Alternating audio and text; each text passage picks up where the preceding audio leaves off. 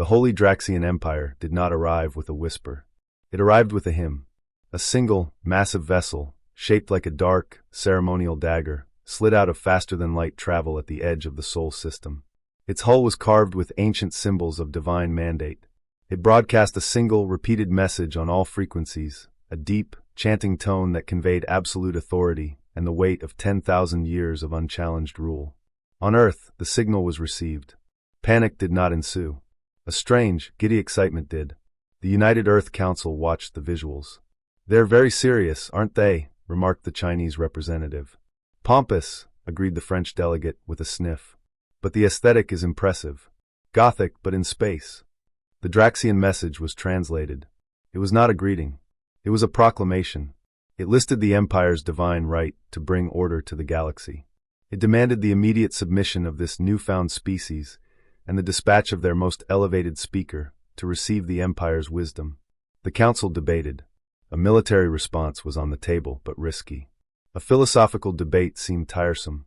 The American representative rubbed his temples. "They want our best talker." "Okay. Who's our best talker? Who can handle a room full of that?" He pointed at the screen showing the solemn, chanting aliens. A name was suggested. Then another. Diplomats, generals, scientists. Then from the back of the room, the cultural liaison, a woman named Anya, spoke up. "They don't want to talk facts. They're performing. It's a whole ritual. They're an audience. We don't need a general. We need someone who can read a room." "What are you suggesting?" the chairman asked. "Stan Rourke." A beat of silence. "Stan the man Rourke? The comedian? He's retired. He teaches part-time." "Exactly," Anya said. "He taught cultural studies for 20 years. He knows how societies build their myths. And for 40 years before that, he worked comedy clubs. He knows how to connect with an audience, how to break tension, how to make people listen, even when they think they don't want to. He's our best talker. Just not in the way they're expecting." There was more debate. It was insane. It was perfect. A vote was taken. It passed narrowly. The message was sent back to the Draxian dreadnought. "We acknowledge your request. Our most elevated speaker, Ambassador Stanislav Rourke, will attend." On the Draxian ship, the Imperial Commissar received the translation. "Stanislav Rourke," he intoned to the High Synod. "A name of weight. The Slav suffix suggests a lineage of servitude to a great cause. Rourke is harsh, commanding. This is a warrior philosopher. Prepare the hall of echoing solemnity. We will meet gravity with gravity." They cleaned the grand hall. They tuned the acoustic dampeners to make every footstep sound like a portent. They prepared the 3-hour litany of arrival. On Earth, they found Stan Rourke in a university lecture hall, teaching a class on 21st century satire. He was a man in his 70s, with kind eyes and a smile that seemed permanently on the verge of breaking into a joke. They explained the situation. "You want me to talk to the very serious space aliens?" Stan asked, wiping chalk dust from his hands. "We want you to communicate," Anya said. "That's your skill. Just maybe read the room first." Stan packed a small bag. A change of clothes, a notebook, and after a moment's thought, a vintage wireless microphone he'd kept from his club days. "For credibility," he said with a wink. He was shuttled up to the Draxian ship. As he approached the massive, silent dagger of a vessel, he whistled. "Tough room," he muttered to himself. The airlock opened. Draxian honor guards, towering figures in ornate, rigid armor, stood in perfect, silent rows. Their faces were hidden behind masks of stern metal. The atmosphere was thick with incense and unspoken threat. It was the quietest, most pressurized backstage Stan had ever walked into. A robed official approached, its voice a low drone. "Ambassador Rourke, you will be taken to the Hall of Echoing Solemnity. You will observe the ritual of introduction.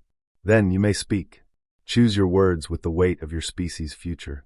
Stan nodded, his eyes already taking in the details, the overly complex carvings, the somber colors, the way everyone moved as if they had a stick somewhere unpleasant. He felt a familiar itch. Not fear. The itch to find the punchline. He followed the official, giving a friendly, two-fingered wave to a stone-faced guard as he passed. The guard did not react. Stan smiled. This was going to be interesting. The Hall of Echoing Solemnity was exactly what it said on the tin. It was a vast, dark space where even a single cough would reverberate for what felt like minutes. The air was cold and smelled of old stone and ozone. Stan Rourke was led to a small, isolated podium at the very front, facing a sea of Draxian nobility. They sat in perfect, silent rows, their bodies covered in complex robes of gray, black, and deep purple. Their faces were long and serious, with eyes that held no spark of humor, only a deep, unblinking focus. They looked less like an audience and more like a jury at a particularly boring trial. Stan stood at his podium. He gave a small, friendly smile. No one smiled back. 2,000 faces stared at him with the expression of people waiting for a bus in the rain. A high priest, taller and more ornamented than the others, stepped onto a central dais. He did not look at Stan. He looked at the ceiling, or perhaps at the concept of destiny itself. He raised his hands, and a deep, resonant tone filled the hall, vibrating in Stan's bones. "Behold," the priest's voice boomed, without the need for amplification. "The chronicle of the Holy Draxian Empire. From the first dawn to the eternal mandate. The guest will observe. The guest will learn." And so it began. For the first hour, Stan learned about the Draxian homeworld. Its twin suns were not just stars, they were the celestial arbiters. Its mountains were the pillars of cosmic endurance. The Draxians had not evolved, they had ascended from the clay of purpose. Stan listened, his head tilted. He wrote on his notepad, "Planet's okay. Naming department needs a vacation." The second hour covered their early history. Wars were not fought, they were divine clarifications. Defeated enemies were not conquered, they were brought into the clarity of obedience. Every act, no matter how brutal, was described with a poetic, self-important flair. Stan nodded slowly, making another note. Big on branding. Clarity of obedience equals losing really, really badly. He glanced at the audience. They were utterly still. No fidgeting. No whispering. They were either in a state of religious trance, or they were all secretly asleep with their eyes open. Stan had played some tough rooms in his time, drunken hecklers, bored couples on date night, but this was a new level. This was a room that had collectively forgotten how to breathe for fun.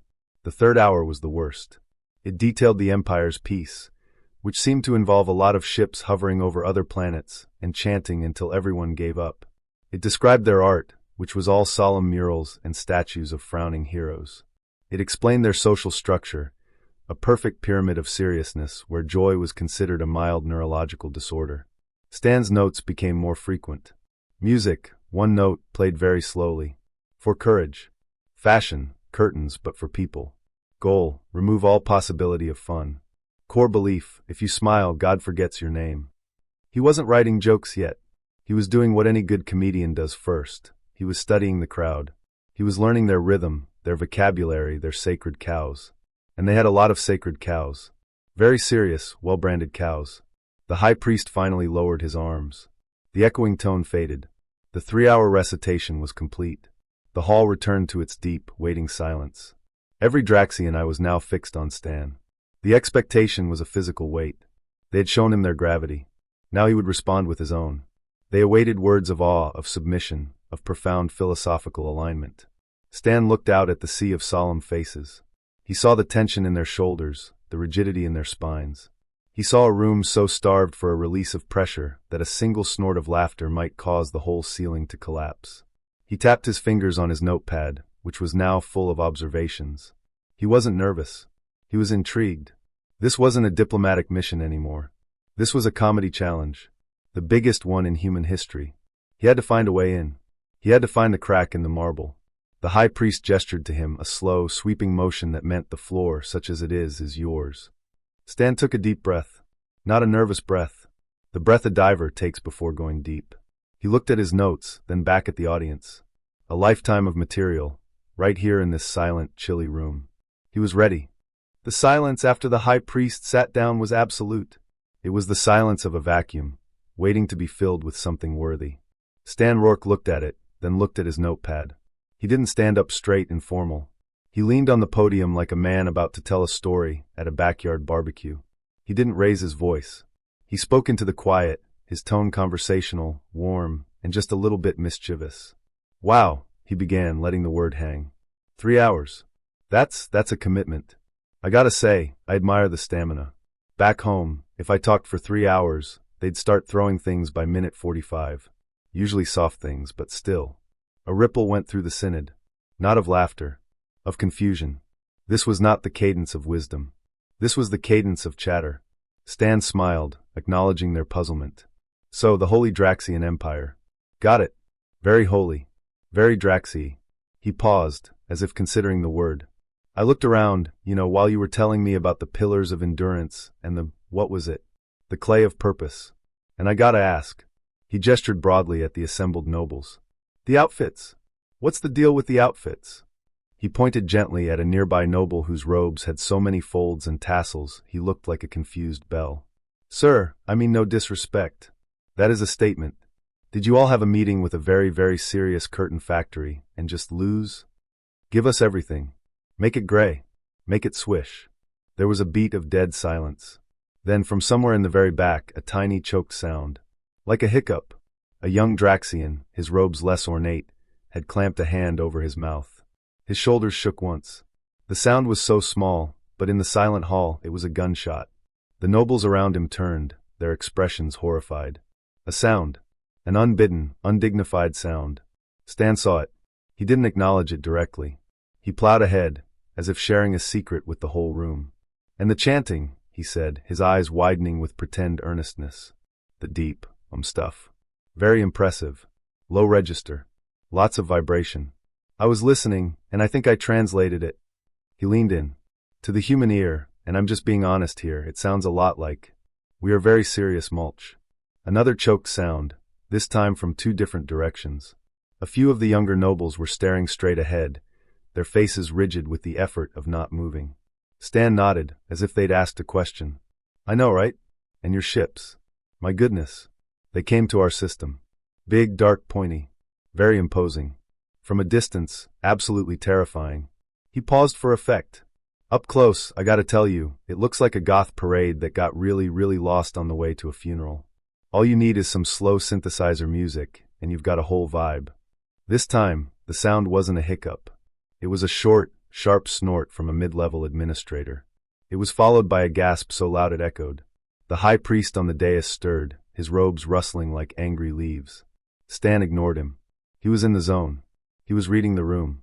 The initial shock was wearing off, replaced by something else. A flicker. A crack in the marble.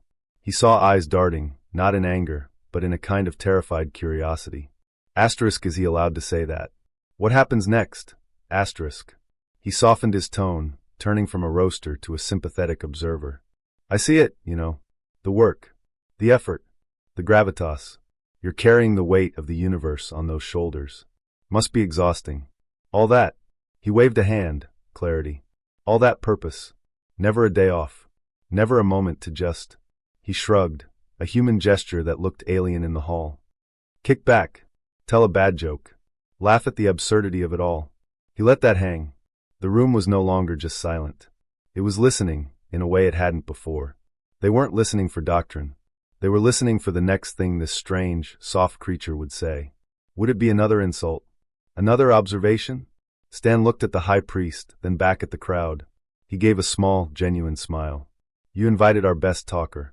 So I'm talking. And so far, I'm just saying what I see. He tapped his notepad. And I see a room full of people who have forgotten how to breathe just for the fun of it. And that, my friends, is the biggest tragedy I've seen all day. He stopped. He didn't bow. He didn't declare anything. He just stood there waiting. The address was over. It hadn't broken gravity yet, but it had introduced a new, strange force into the room. A force called irreverence. And for the first time in 10,000 years, the Holy Draxian Synod didn't know what came next. The silence after Stan finished his opening wasn't peaceful. It was charged like the air before a lightning strike. The young Draxian who had snorted was being quietly escorted out by stone-faced guards. But the crack was there. Eyes that had been fixed ahead were now darting, meeting for fleeting, guilty moments. The humans' words were buzzing in their minds. Goth parade. Serious mulch. A senior priest, his robes like cascading shadows, rose from the synod's front row. His voice was a lash of ice. This noise is an abomination. It is psychic poison. It seeks to unravel the sacred fabric of our order. Silence this creature. Stan watched the priest, his head tilted. He didn't look afraid. He looked like a comedian who had just been handed a gift. He reached down to his podium, fiddled with something, and then his next words were amplified by his own small, wireless microphone. The sound was different, clearer, more personal, less formal than the hall's own acoustics. You call it poison, Stan said, his voice now carrying a friendly, conversational tone right into every ear. I call it a heckler. And you know what, pal? My next bit's for you. He pointed a gentle finger at the senior priest. Look at this guy. The walking, talking embodiment of a do not smile sign. I bet his idea of a good time is reading the terms and conditions. Out loud, in a monotone. A few more choked sounds came from the middle ranks. Stan took a step out from behind the podium. He started to pace, just a little, as if thinking aloud. He talks about sacred fabric. Brother, with all due respect, that fabric looks like it's so stiff, if you bent over, you'd snap in half. How do you sit down? Do you just lean against a wall and hope? A strangled giggle escaped from a cluster of junior scribes. They clapped their hands over their mouths, their eyes wide with terror and delight. Stan zeroed in. He was no longer just observing. He was dissecting. And this psychic poison thing, that's good. That's a great phrase. Very dramatic. It means you have no actual argument, so you have to call it magic evil. It's like saying my brain doesn't like your joke, so it must be a chemical weapon. He turned back to the high priest, his expression one of mock sympathy. You're not afraid of my words. You're afraid of what happens if your people hear them. You're afraid they might realize that all this. He gestured at the grand, solemn hall. All this grandeur, this chanting, these 10,000-year-old rules, might be a little bit silly. That maybe the universe isn't a funeral that never ends. The high priest spluttered, rising to his full height. You dare. I dare to point out the emperor has no clothes, Stan said, his voice dropping, but the mic picked it up perfectly. Except in your case, the emperor has way too many clothes. Layers and layers of look how important I am. What's underneath? A guy who's forgotten what his own laugh sounds like. He delivered the line with such perfect, devastating timing that it wasn't just an insult. It was a revelation. The dam broke. It wasn't a roar. It was a cascade. It started with the junior scribes, who gave up trying to hold it in. Their laughter was a high, desperate chirping. It spread to the mid-level administrators, who let out deep, rumbling guffaws they immediately tried to swallow, making them cough and wheeze. It leapt to the lower nobles, who shook in their seats, their rigid posture collapsing into helpless quakes. The sound was chaotic, messy, and utterly alive. It filled the hall of echoing solemnity, bouncing off the walls that had only ever known chants and pronouncements. It was the sound of pressure releasing, the sound of a spell breaking. The high priests on the dais were statues of horror. Their control was fracturing before their eyes. They shouted for order, but their voices were lost in the wave of unholy, joyous noise. They pointed accusing fingers, but the targets were no longer just the human. They were their own people, their faces transformed by this strange, contagious convulsion. Stan stood in the center of it, a small smile on his face. He didn't say anything. He just let the laughter roll over him. He had done his job. He had found the truth they all felt but could never say, that the empire was, at its heart, absurd. And once you see the absurdity, you can't unsee it. Fear and awe cannot survive the sound of your own people laughing at them. The foundation of 10,000 years of rule didn't crack with a hammer blow. It cracked with a giggle, then a snort, then an uncontrollable wave of laughter that turned the most powerful room in the galaxy into a comedy club. And the headliner was just getting started. The Holy Draxian Empire did what empires do. They declared war. A full, formal, and deeply angry pronouncement was broadcast. It called humanity a cancer of mockery and a plague upon solemn thought. Their grand fleet, the same dark daggers that had once inspired awe, turned toward human space. They would crush the laughter with pure, serious force. Humanity's military moved to defensive positions. But the real front line wasn't in space. It was on the screens. It was in the ears. Stan Rourke was evacuated from Draxian space just before the shooting started. He didn't go to a bunker. He went to a broadcast studio. With a cup of coffee and his same wireless mic, he became the voice of the war. The first Draxian attack was a precision strike on a listening outpost. Their commanders gave a somber, triumphant speech about surgical clarity. That evening, Stan was on the galactic net. He had the footage of the attack. He played it, but with new audio. He narrated it like a bored sports commentator. And the Draxians are lining up. Oh, a classic formation, very pointy, very dark. They're going for the long-range shot. And it's good. A direct hit on an empty rock. The solemnity score goes up by, let's say, 5 points. A solid, if uninspired, opening move, Bob. The human internet exploded. The clip spread. Draxian soldiers, curious about the enemy, watched it in secret. They saw their mighty attack presented as a mildly interesting sports play. It felt strange, diminishing. The Empire's next move was a propaganda blast, a 2-hour speech by the High Exarch about the sanctity of silence. Human comedians, working with translators, got the audio. They auto-tuned it. They added a funky bass line. They turned the droning speech into a dance track called The Silence You Can Dance To. It was terrible. It was catchy. It went super viral. Draxian troop transports played the official, somber marching songs. But in their barracks, young soldiers used hidden earpieces to listen to the parody. They'd hear the Exarch's own voice singing, "Obey the quiet," but also the beat, and they'd have to bite their lips to stop from smiling. Stan's main show, Interstellar Open Mic, became the most popular broadcast in contested space. He didn't talk about weapons or strategy. He did monologues about Draxian life. "Let's talk about the food," he'd say. "Our intel says it's a gray paste called sustenance solemnis. Sounds delicious. I bet the recipe is just one ingredient. Purpose. And a pinch of sadness."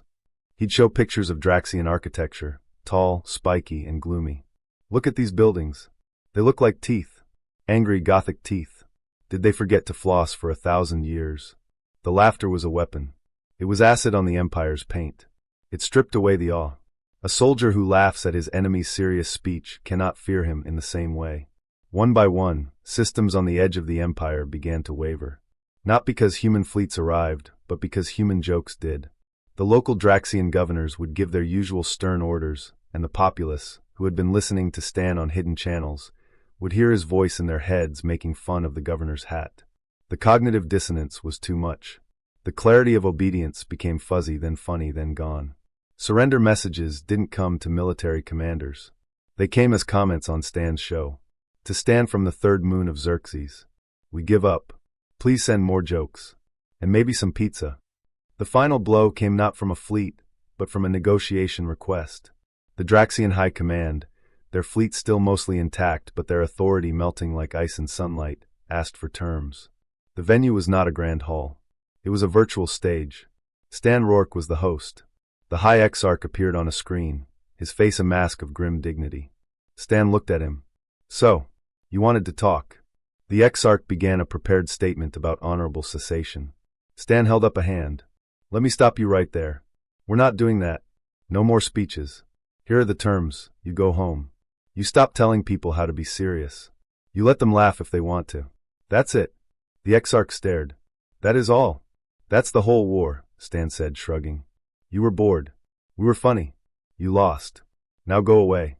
And maybe get some new curtains. The old ones are a downer." There was no grand treaty signing.